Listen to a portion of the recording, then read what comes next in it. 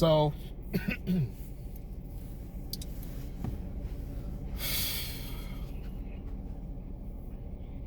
I just finished watching Bull Central video, and basically the video is about the one trade to make, this team a title contender. So I'm thinking, okay, all right, let's see maybe if we're on the same page here, or maybe you hit me with something I never really thought about that actually makes sense. So I'm listening to the video. I'm like, okay, rambling. Okay. Then he gets to the part about the trade that he wants to make. And I'm like, okay. And the name of the guy he wants to bring in is Valencunias off the Pelicans. He wants to get rid of Kobe White and like a first for Valencunias.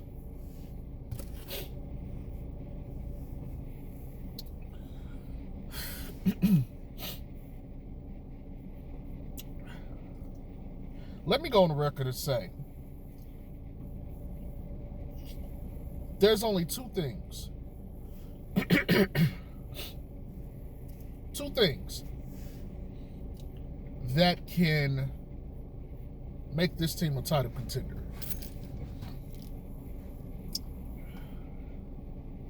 You got to get a power forward somewhere in the level, in I guess statures of Aaron Gordon and Pascal Siakam.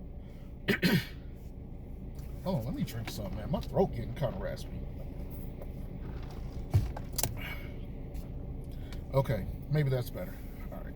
Could be allergies because it's been dusty out here. But between AG, Aaron Gordon, and Pascal Siakam, a power forward like that, and this is without having to give up Pat Will, but getting a power forward like in between their statures or physiques or their skill level or just them in general, or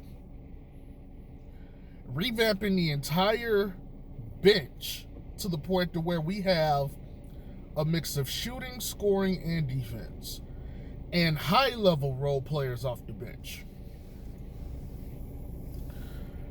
And look, this is no disrespect to Bull Central, but I don't get how this move makes us better. Like, first of all, let me address something that I've heard him say and a bunch of other people, and it irks my nerves, right? A power forward is not a big. Let me be clear about this. Now, I don't care what anybody else thinks. I don't really care what anybody else's opinion is. A power forward is not a big. A big is one thing, a five, a center. A power forward is just a power forward. So,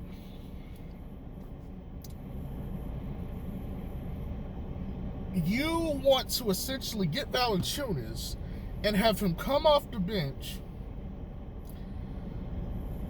and accept the role coming off the bench, or send Pat Will to the bench, and they share minutes at power forward / center. All three of them to include Vooch. When you just got Bradley, who's your backup center. We're not weak at big. If you want to say, okay, the talent drop off between Bradley and Vooch is okay, fine. I wouldn't dispute that with you. But we're not weak at big. Where we're weak at is power forward. Okay? We don't have size. We don't have rebounding. We don't have athleticism. And that's not to say that Pat Will by himself can't do some or most, if not all of that stuff. We need one more guy. Because we're going to be forced to put out guys who are smaller and can't do the job. And it fucks up the way the team is going to want to play. I'm not saying, Valencunias couldn't help. Hell, he could approximate a very small amount. Well, let me not say small, because he's up there. He averaged like 12 rebounds last year. So he can rebound. He can shoot threes too. He's not bad. He can approximate some of what Vooch can do. But the problem for me is, if we're trying to be a better team, if we're going to worry about the starting spot, the power forward would be the most, pressing need of concern.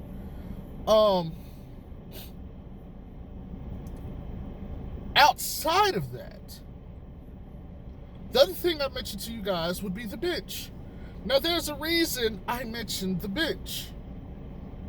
I'm sorry if I was looking away. I just seen my boss driving by. But whatever. Here's the thing. I don't care what you say. A quality bench will bail you out. A quality bench will bail you out. Okay? It will circumvent, and in some cases, they can inject energy into a team that some days your starters may not have. Especially you playing back-to-back, some days your starters may not have it. You might need to play your starters a little bit less, or some of them, and play some of your bench more and let your bench get some run. But I would rather my bench could put up 35, 40 points a game, which is a lot, versus we have to deal with like 20 points a game. We'll see what happens. I remember watching the Pelicans last year, and there were games where the bench was just putting up 21 points, 17 points. How are you supposed to win games like that? Sure, the starters did their job.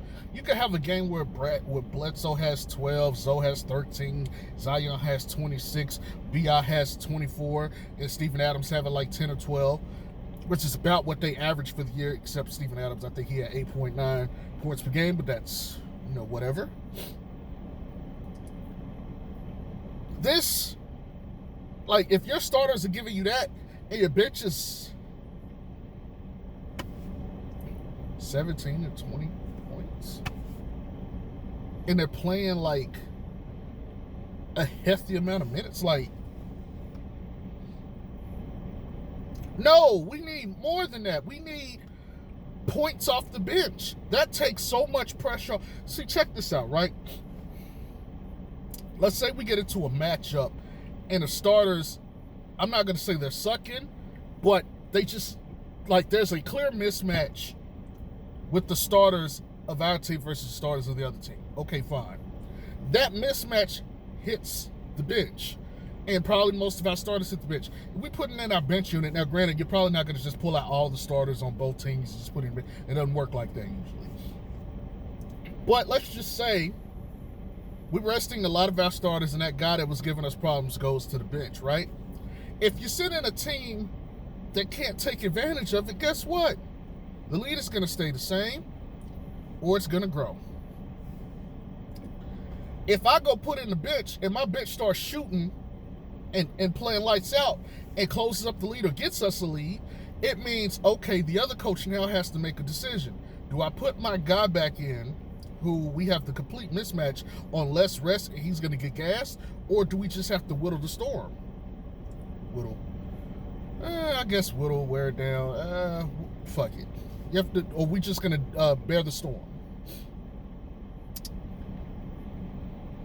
Question. I mean, that's a legit question. That's a legit thing to have to think about.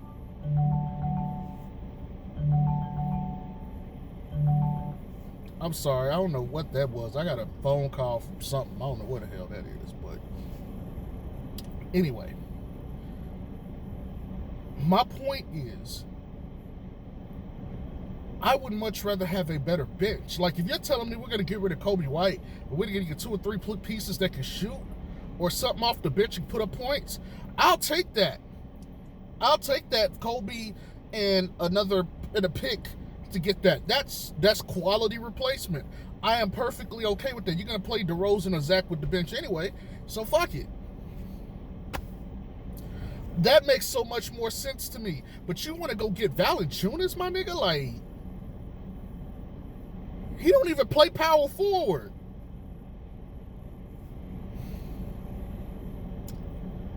And I get it. Everybody has the right to an opinion, and that's his opinion. You know, I don't want to necessarily poo-poo on his opinion like that, even though I kind of been poo-pooing on the nigga opinion. But my point is, there's like, okay, it ain't even got to be high quality. Like Maxi Kleber, which is who I've been like since I heard that name drop. Like, yes, because he played for my man. Maxi Kleber would be perfect. He would be a perfect addition to this team, especially if we didn't have to give up Pat Williams.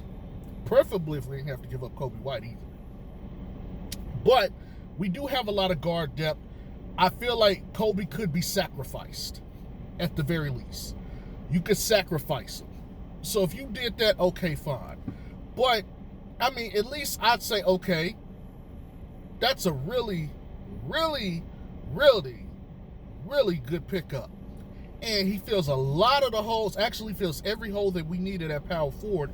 And now we have a more balanced roster going into the season and dealing with all the other teams.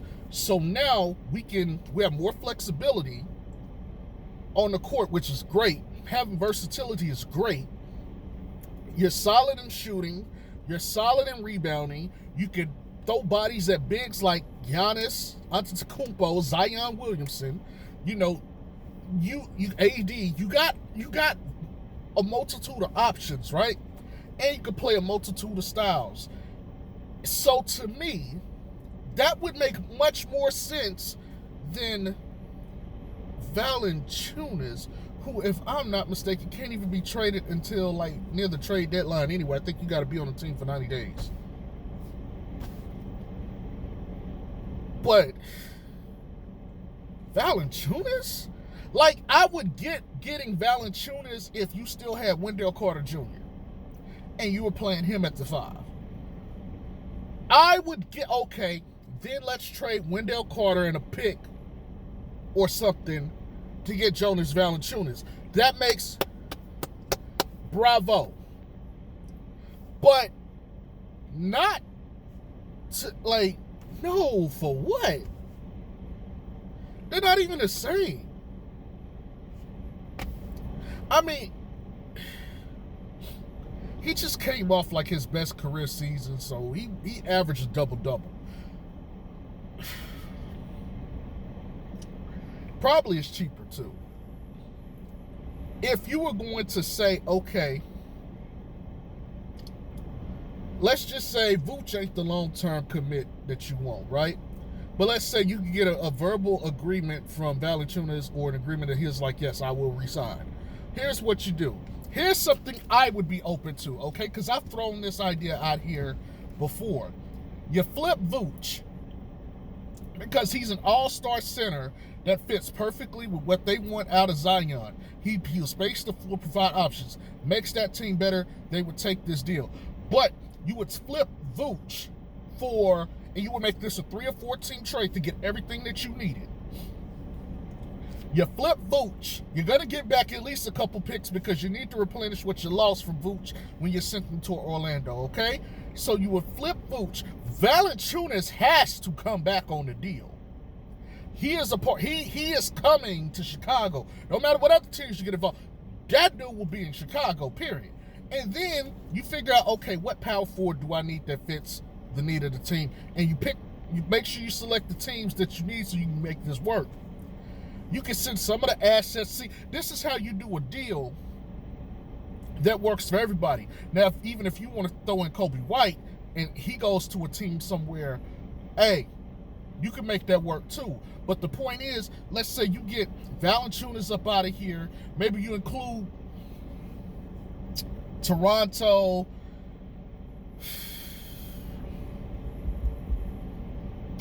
I don't know. Toronto, I'm trying to figure out a team. Fucking Orlando, Orlando. All right, fuck it. Maybe Jonathan Isaac goes to Toronto. Pascal Siakam maybe goes to, say, the Bulls.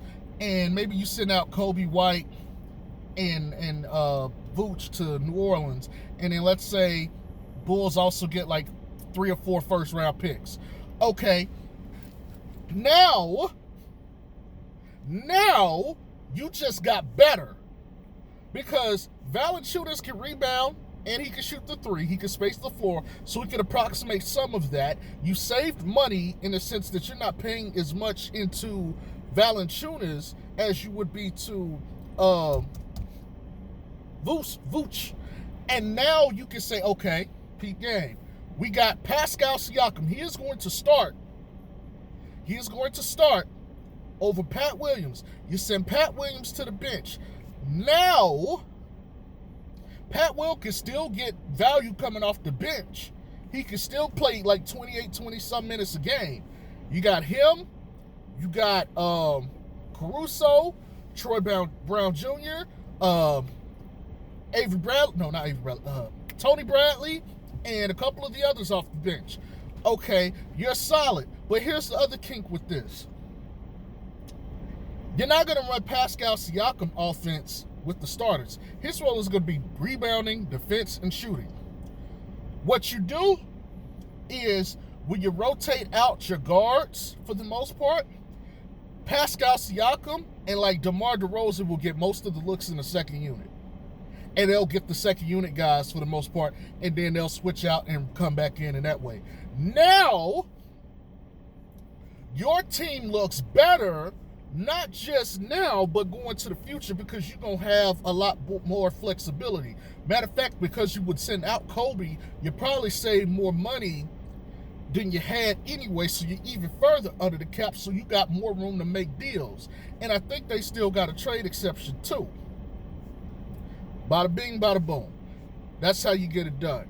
That's a much more fitting thing. Matter of fact, if you don't even want to get Pascal Siakam, you could trade him or send him to another team and just collect more assets. Like, if you just want to roll out the bench guys, that's another way to do it. You still get Valencunias. Maybe you say, okay, we'll take, instead of having 4 picks, we'll take 1 or 2 back, and we'll get 2 or 3 shooters off the bench somewhere. Maybe we do a deal with, say, Atlanta 2. You get them in a deal. Maybe you send Pascal to Atlanta, and maybe you take Herter and Cam Reddish or something, and now they're coming off the bench with Caruso. And now you got Valencunias, Pat Will, Rosen, Levine, Zoe, Caruso, Herter, and Cam Reddish. Plus what you already had on the bench already. Plus draft capital. You see what I'm saying? If we gonna make a deal, let's legitimately make a deal. And if we gonna legitimately make a deal, let's make one that elevates us, not pulls us down. Because Valencunias ain't doing shit just for rotting away on the bench. Play him. But if you're gonna do that, move Vooch and get what you need off the bench. Save you some money, man. Because now you got the bird rights of these guys, and you can re-sign them, particularly Cam Reddish. Bam. You just killed like 2-3 birds with one stone. Now, you may be lacking still at power forward, but you can at least say Cam Reddish is a legit 6'8". Pat Will, if his size is up there, is now legit 6'8". Okay. Tony Bradley is like 6'10", 6'11", maybe 7 foot. Okay. We can at least do something on the boards. We got more size now with Caruso, and then we got a couple athletes. We can make this work. You still may not have that backup power forward, but at least you got overall more size, and you got more shooting off the bench too to compensate. Okay, fine. We won't be getting the rebounds as much, but we're going to snipe y'all ass to smithereens. So now you got legitimate options. When DeRozan comes to the bench, you can send in Cam Reddish, and he's being underutilized anyway. So guess what? If he's being underutilized, bring him, have him come in off the bench. You can run offense for him. He can score. Now you can rest DeRozan and Zach LaVine at the same time. Then you got Kevin Herter. So guess what? Maybe you decide to pull DeRozan and Zach LaVine out, and you let Lonzo run with Cam and Herter and Pat Will and Vooch, and now you got 4 spaces. See, this is how you make a deal. But for Vooch, man, come on, bro. I mean, for Valencunias, man, come on. We got to do better than that. But anyway, I need to go to work. Y'all have a good day. Peace.